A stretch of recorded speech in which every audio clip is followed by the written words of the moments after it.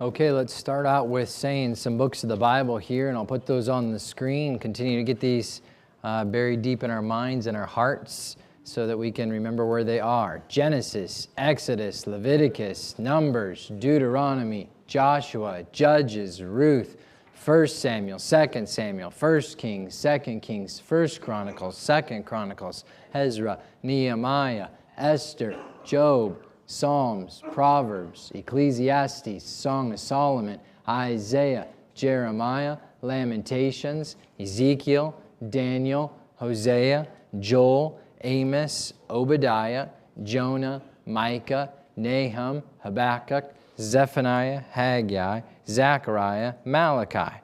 All right, and let's open to 1 Kings in our Bibles. We'll look at the book of 1 Kings here this morning.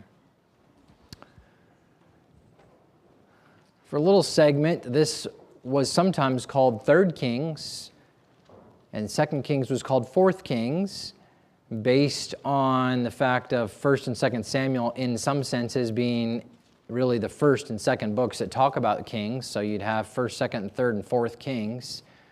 So if you're in a church service and somebody says open to 3 Kings, now you know. There's a little bit of discussion as to who the author is. We don't know for sure. Many people, the Jewish Talmud says it was Jeremiah. The events go pretty late in 2 Kings, and so there's some discussion there, and I'm not going to jump into that there. But the message of 1 Kings is indeed something that would be consistent with Jeremiah saying in the time that they're going into captivity. Something that the people needed to hear, and I'll explain more about that in just a moment. The book of 1 Kings largely studies the life and reign of Solomon. He's David's successor and son.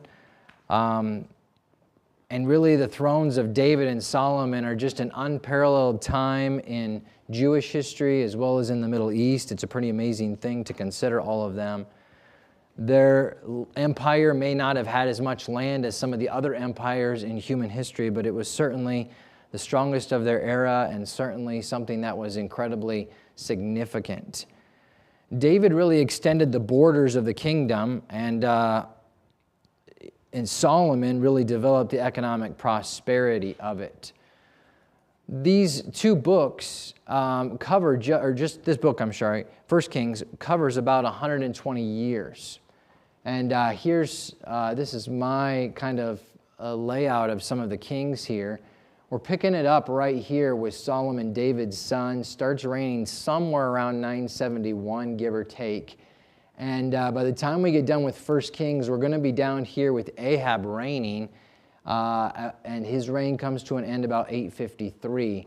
So in round numbers, it's right around 120 years of time is going to pass by in the book of 1 Kings. It's kind of interesting, this 120 years, because you can see the outline below, and I'm bouncing around just a little bit here, but that outline there has the first half of 1 Kings talking about the reign of Solomon. And the author spends the majority of his time talking about the first 20 years of Solomon's reign, and then just briefly covers the second 20 years of his reign, spending much more time on the first 20. So that's 40 out of the 120 years, all right? And then you got the next 80, 86 years, something like that, that are covered with the kingdom being split. As you can see on the chart there, we go from one united kingdom to the northern kingdom and the southern kingdom. You'll notice that the southern kingdom has 4 kings in 86 years. 4 kings. And of these 4, 2 of them are pretty good guys. All right, and the guys that reign a long time. Asa is a pretty good king. Jehoshaphat's a pretty good king. Certainly not perfect, but they reign a significant amount of years. Over here we have 8 kings in that same period of time, and when you read 1 Kings, they're all bad. All of them are bad. So it's kind of interesting to note some of the contrasts that are there in this roughly 120 or so years of the kingdom. This is not a history book. Yes, there is history here, but there are things that they have left out. There are places where the author will say, you want to know more, go read this book, go check this scroll out at the library, that sort of thing. they're going to say, go look over here for some more detail. He's not just writing history as if this is a boring history class, but rather this is history with a purpose. He's trying to make a point. He is trying to teach an important lesson. And so David's kingdom looks something like this. This is the land that David has by the time his kingdom, his reign comes to an end. Israel proper itself is, right in this area as we think of it. But David's expanded down into Edom and Ammon and Moab over here, and Syria up into this area. Then we zoom out a little bit and see what Solomon's kingdom looks like. Here's the Sea of Galilee and the Dead Sea for point of comparison. They're down here. And Dan is here, Dan is here.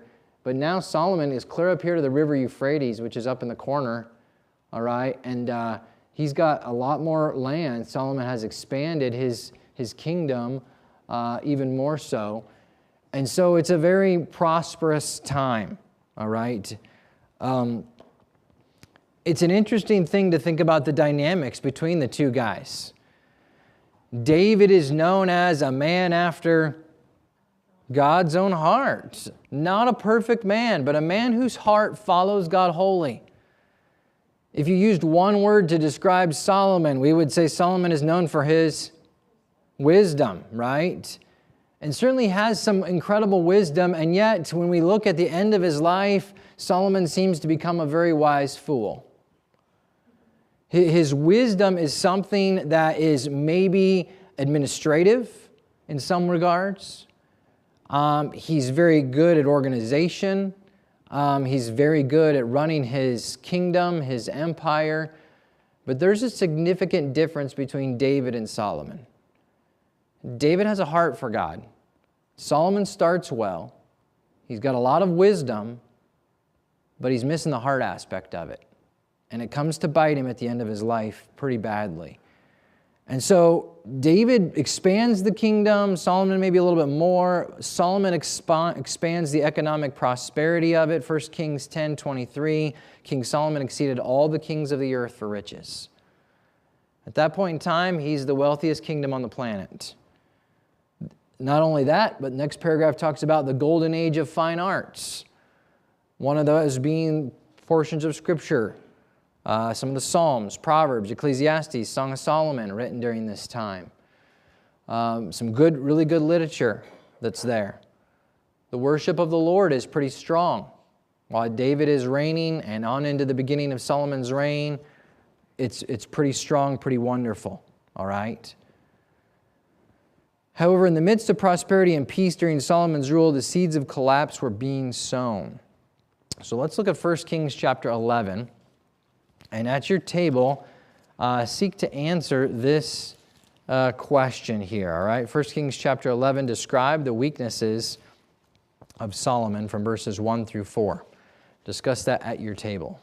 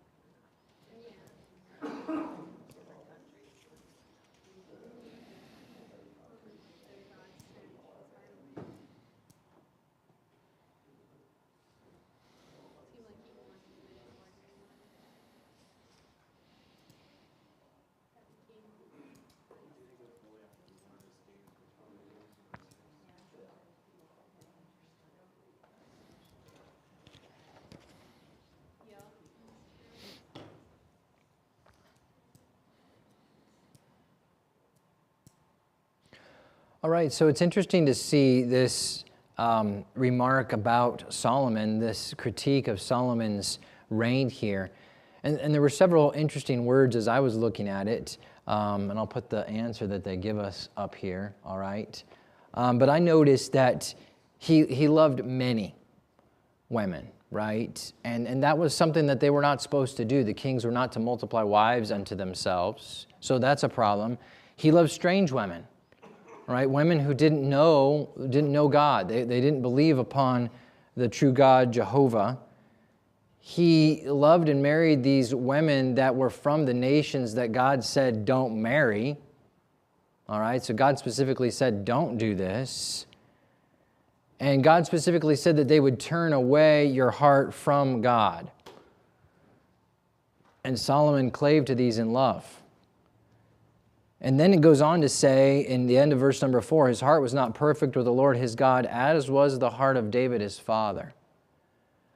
Now let's keep that in our minds, because here's David, this man after God's own heart. He passes on the kingdom to Solomon, and the critique of Solomon in the last chapter of Solomon's record here is Solomon doesn't have that heart.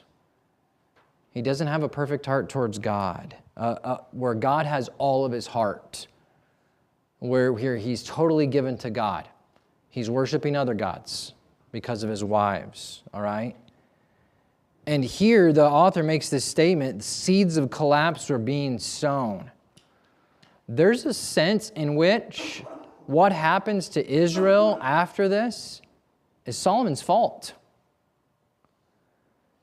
The king made a choice not to go after God with all of his heart, and it ruined his own life ultimately, and it ruined his kingdom.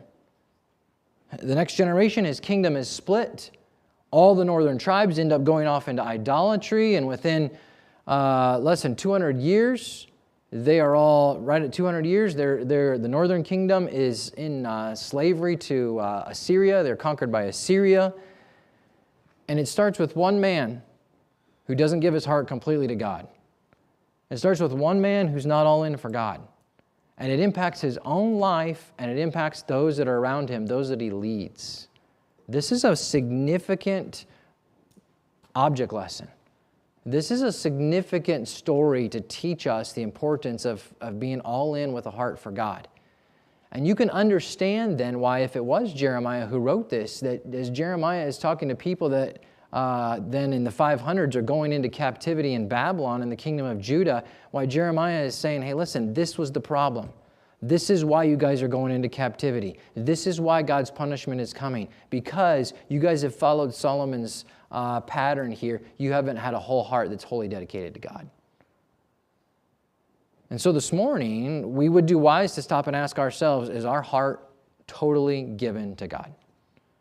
Is our heart perfect, complete, completely given to God? Or does God have some of your heart, but some of it's going after this, and some of your heart's going after this, and some of your heart is given after these other gods?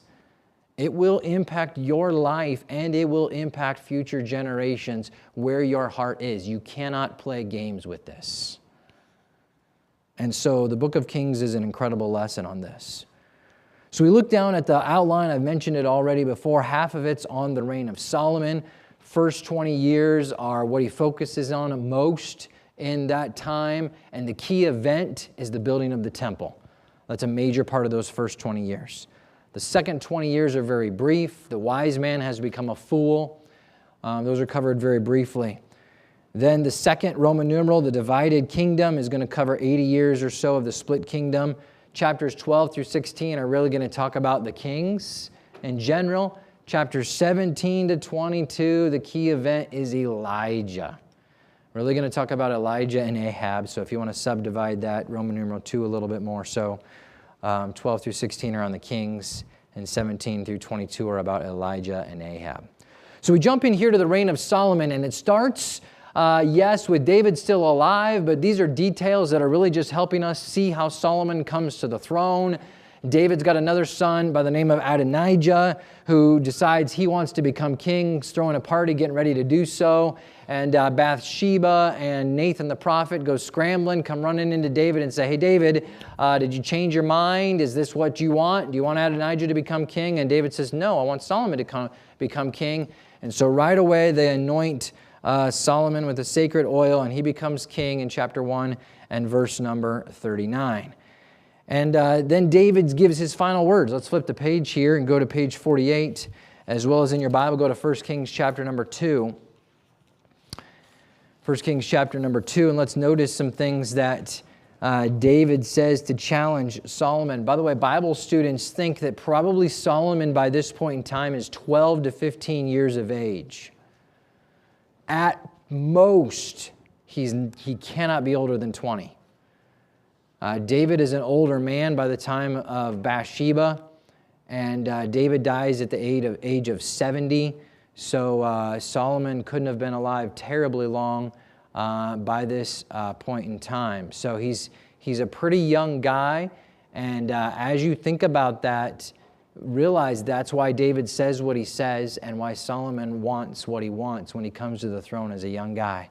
So we got 1 Kings chapter number 2 here, and verse number 2, David says, I go the way of all the earth. What's he mean there? I'm going to die, all right? Everybody's going to die. Be thou strong, therefore, and show thyself a man. Hey, Solomon, man up. Act like a man. Grow up. All right, you're about to become the king. Grow up and be a man. Verse 3. And keep the charge of the Lord thy God. Now, he says it here about 4 or 5 different ways. Keep God's charge, his commandments, to walk in his ways, to keep his statutes and his commandments and his judgments and his testimonies as it is written in the law of Moses. So did you catch all that? 4 or 5 different ways he says, obey God's rules, obey God's commands in your life. Solomon, I'm about to die. Act like a man and obey God. Why? That thou mayest prosper in all that thou doest and whithersoever thou turnest thyself. Solomon, if you'll just obey God, you will be blessed. You will prosper in life. And notice what else David says, that the Lord may continue his word which he spake concerning me, saying, if thy children take heed to their way, to walk before me in truth with all their heart and with all their soul, there shall not fail thee, said he, a man on the throne of Israel. And so David also here in this, hey, if you'll go after the Lord with all your heart, Solomon, David says this, then this posterity will continue. That's a really interesting statement that David tells Solomon there. That's a quotation from 2 Samuel chapter 7. God told David that if his descendants would keep doing what's right, they'd stay on the throne. Now, you know that the line of Jesus Christ does go through Solomon in some senses. But if you read the lineages through Matthew and through Luke, you would find out it doesn't also. Read through, I think it's Luke's lineage, goes through somebody different than Solomon. Because Solomon doesn't do what's right and doesn't go after God with a perfect heart. So those are some blanks you can put in there. Walk in the ways of the Lord, keep the law of Moses. God will keep his word. God will continue the lineage if you do what's right. Then God appears to Solomon